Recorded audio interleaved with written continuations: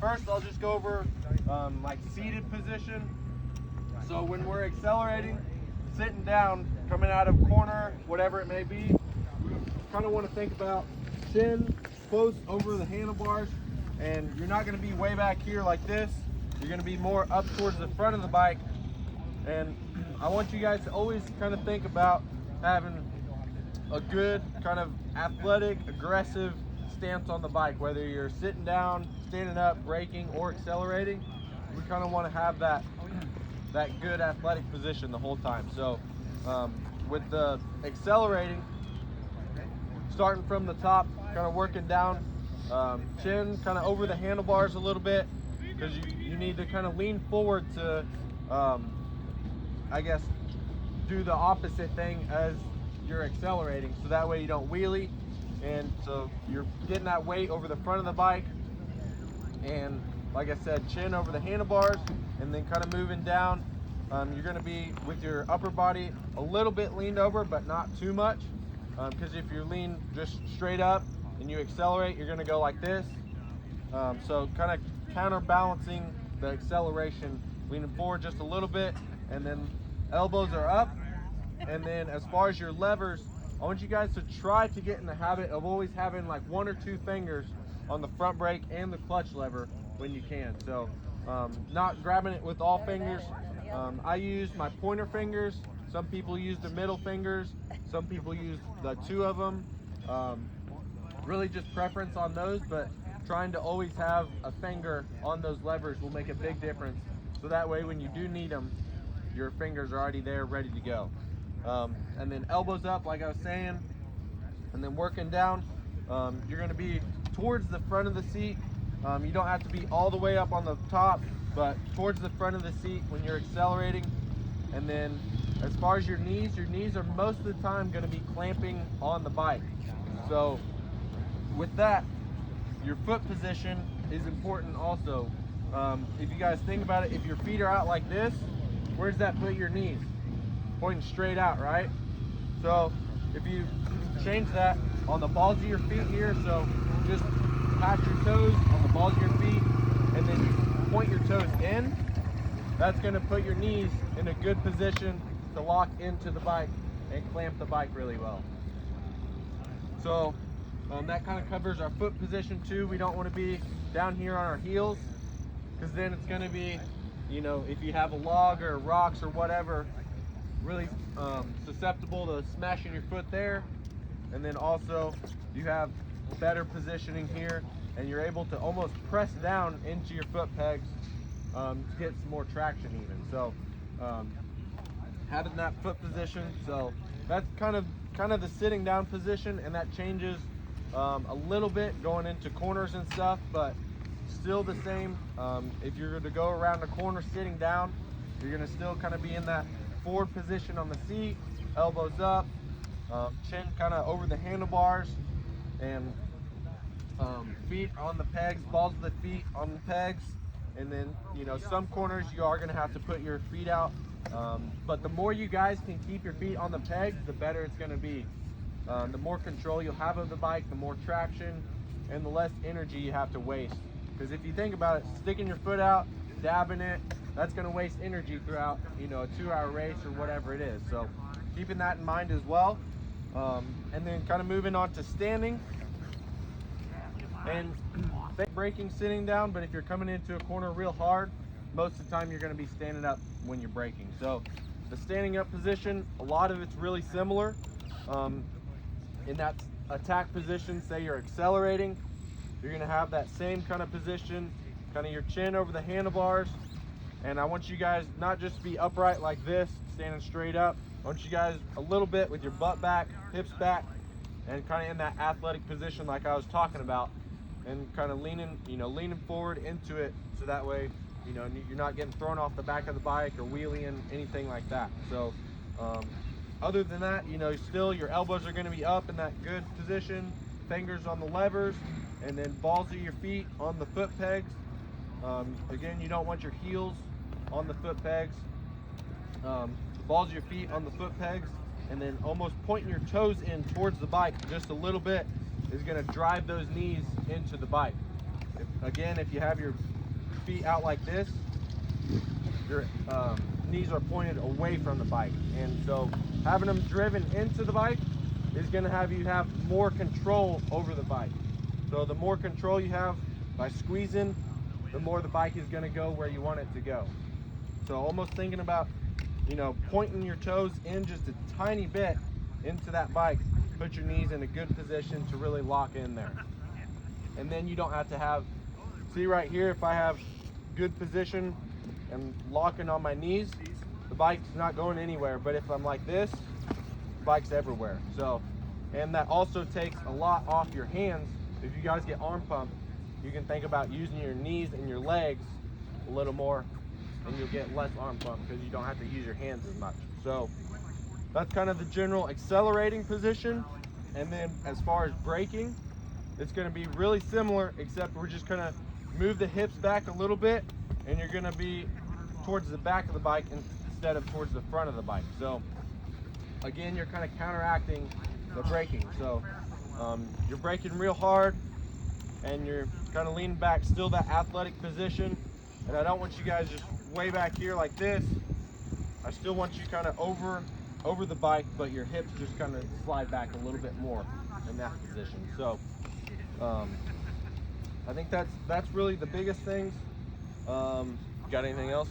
I think that's about it. Okay.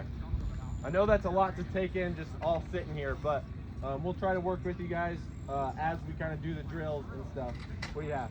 What's your recommendation on when to stand and when to sit? Like, I mean, Yeah. I don't know. Good. That awesome question.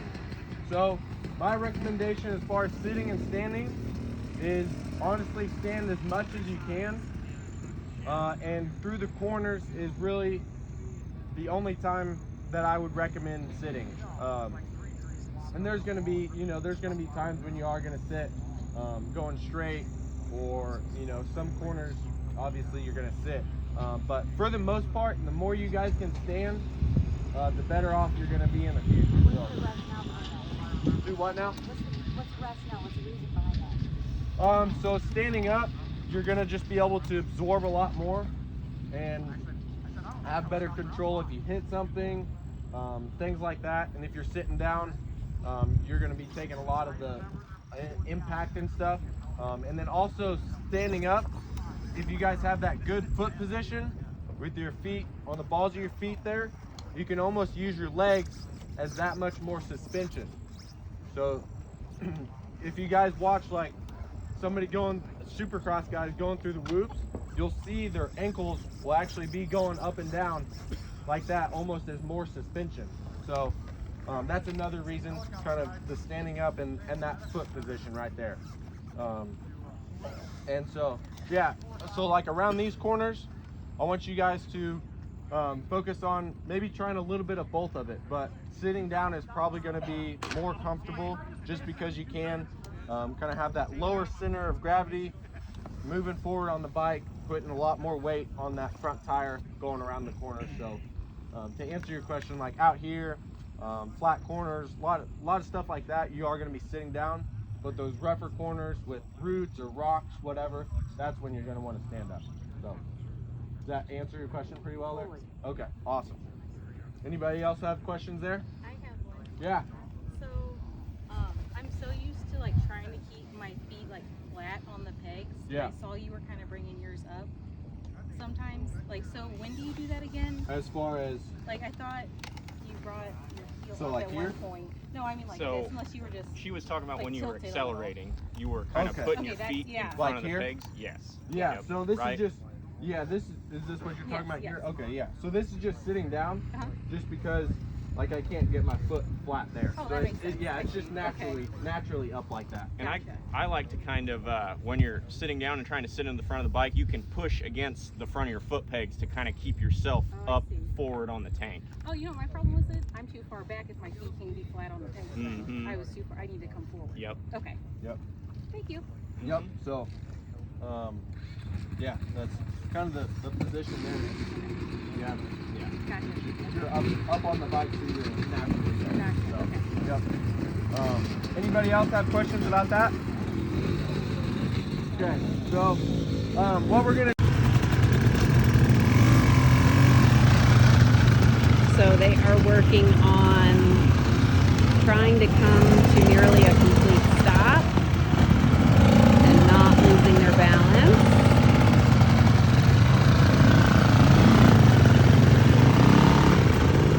So it's working on throttle and clutch control.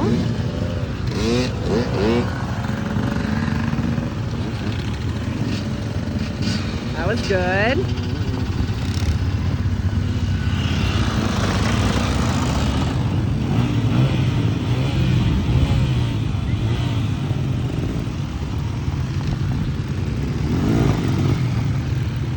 Good job, Robbie.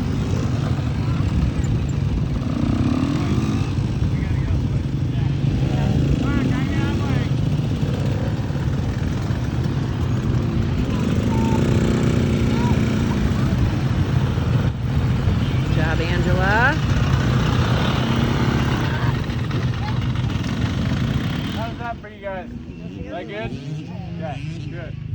Alright, so the next thing, we're going to keep kind of that same thing, except add in, we're going to be standing, and so really exaggerating our body position, moving back and forth on the bike. So when we're braking, we're going to be back in that braking position, and then accelerating, we're going to be over the bars a little bit more in that acceleration position. But we're doing the exact same thing, just standing up and really exaggerating that body position, okay? So we'll go ahead and show you guys what I mean by that. Did anybody have any questions, comments, anything about that so far? All right. Which body position are we exaggerating? Both? Yep, so both. When we're braking, I want you guys to kind of exaggerate that back braking position, and then acceleration, I want you guys to really kind of be over the bars and accelerating and doing that. So yeah, and I do want you guys to try to stand up the whole time doing this, and then also coming to almost that complete stop, and then accelerating a little bit, braking, coming to that complete stop, and then starting again. So I'll show you guys what I mean by that.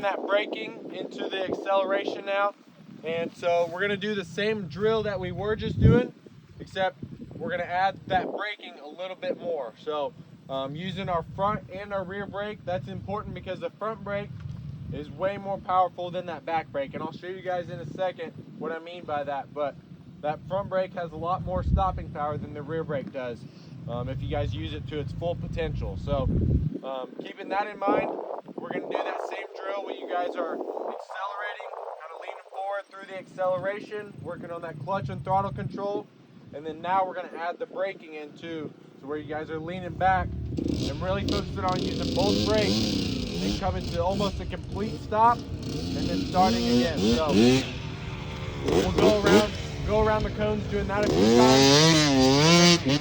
Then after that, we'll do some braking and acceleration, just like going from this cone to that cone as fast as we can, and then stopping as fast as we can too. So we'll kind of put it all together into one after we do this drill here. So yeah, the first thing, we're going to be doing that same thing that we were doing last rotation, kind of where you guys were accelerating, leaning forward, and then braking, pushing those hips back, and leaning back, getting that weight back, and braking. So really try to focus on using those both brakes though, and trying to use them to their full potential. So it's not a fast drill, nice and controlled, nice and balanced, and then using that throttle control, clutch control, and then good braking. So yeah, you guys do a few rounds around the cones here, and then we'll do that other drill as well. So yeah, you guys are good. You kind of already know what that drill looks like, so you guys can go ahead and do those, and then Alright, so the point of this drill is he's going to accelerate and stop as quickly as 2 times. Now that time he only used his back brake. He's showing how much he'll slide past the intended stopping point only using the back brake. The next one he's going to show what happens when he uses both the front and the rear. Now we'll use both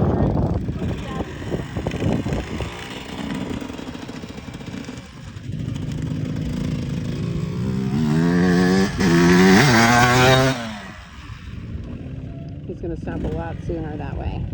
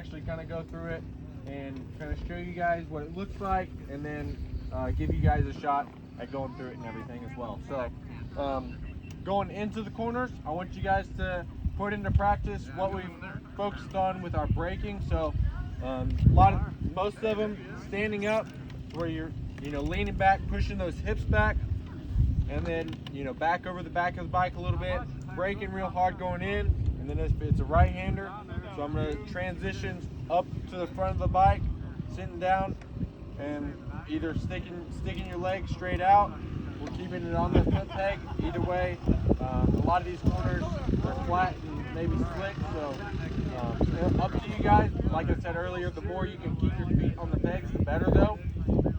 So then your body is up on the front of the seat, so we've got weight on the front tire.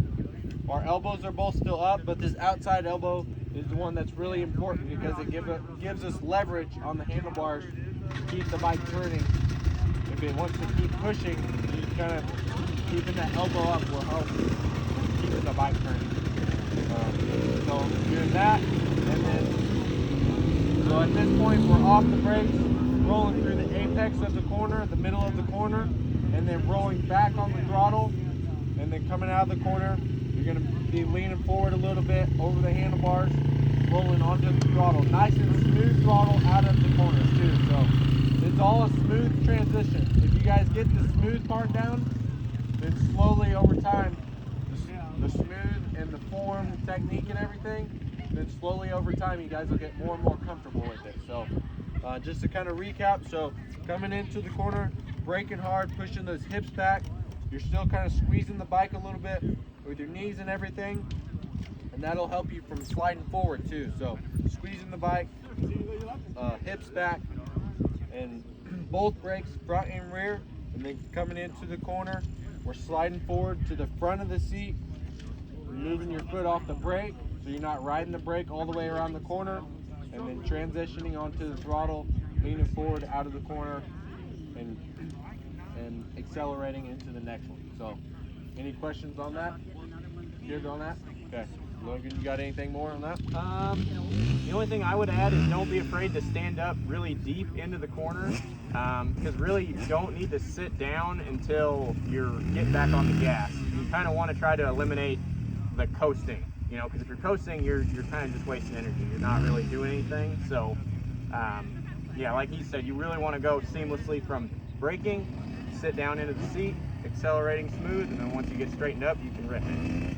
So, yep, exactly. And then as far as the line choices and positioning on that, it kind of depends on the corner, but in general, you're almost trying to set up for the next corner in the corner that you're in. So trying to think one step ahead almost. That's why we want to look up ahead on a trail, see what's coming, so you have time to prepare for it and set up for it. So say we're kind of coming like an S corner.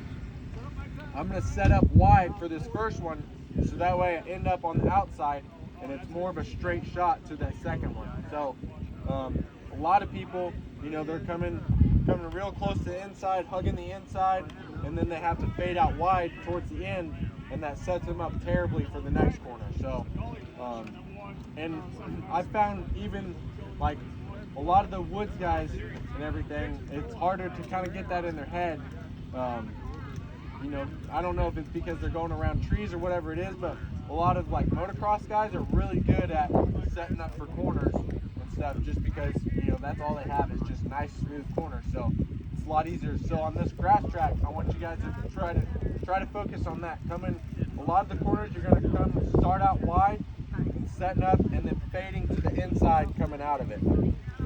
So we'll go down here. You guys can follow us to this corner that we're going to go to, and we'll show you guys a couple times, and then we'll have everybody ride the whole track and try to put all this into practice. Everything that we've focused and covered today, try to put it all into practice through these corners and stuff, and really focusing on the corner part of it as well. So.